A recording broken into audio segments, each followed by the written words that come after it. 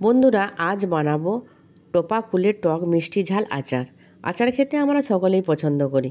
তো এই কুল বছরের এই সময়ই পাওয়া যায়। তো বাজার থেকে কুল কিনে নিয়ে এসে বোটা ছাড়িয়ে ধুয়ে পরিষ্কার করে জল ঝরিয়ে নিতে হবে প্রথমে, দিয়ে কুলগুলো একটু ফাটিয়ে নেব। তো কাঁচা কুল দিয়েও তোমরা বানাতে পারো।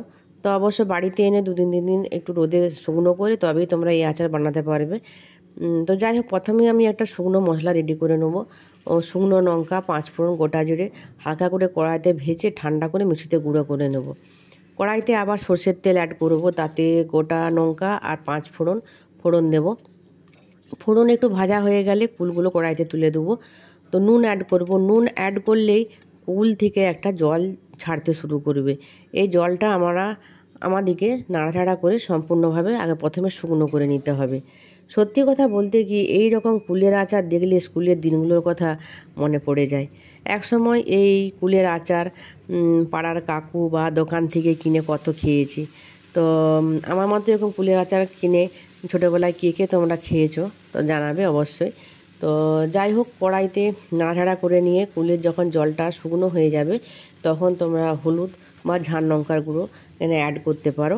ঝালটা তোমরা তোমাদের মতো করে কম বেশি করে নেবে। এখানে আমি আর ঝাল লঙ্কার গুঁড়ো দিচ্ছি না, যেহেতু আমি একটা প্রথমে শুকনো লঙ্কা দিয়ে একটা মশলা রেডি করেছি। তো এরপর গুড় অ্যাড করছি। এই আচার গুড় বা চিনি দুটো দিয়েই বানানো যায়। তো এখানে গুড়টা অবশ্যই আখের গুড় হতে হবে। গুড় গলতে শুরু করলে মিডিয়াম টু লো ফ্লেমে এই আচারটা বানাতে হবে।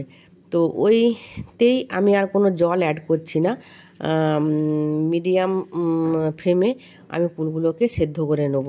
নুনটা অবশ্যই ঠিকভাবে দেখে দিতে হবে। নুনের ব্যালেন্সটা যদি ঠিকঠাক না থাকে তো কুলের আচারের স্বাদটা ঠিকঠাক আসবে না। তো নামানোর আগে আবার আমি নুন অ্যাড করছি আর গুঁড়ো মশলা ছড়িয়ে দিচ্ছি। ছড়িয়ে দেওয়ার পর ঠান্ডা করে শিশিতে ভরে তোমরা সারা বছর এটা সংরক্ষণ করতে পারো। তো দেখো, আমার রেডি হয়ে গেল কুলের আচার বা চাটনি, যাই বলো না কেন। তো তোমাদের ভিডিওটি দেখে তোমাদের কেমন লাগলো তো অবশ্যই আমাকে জানিও। ধন্যবাদ।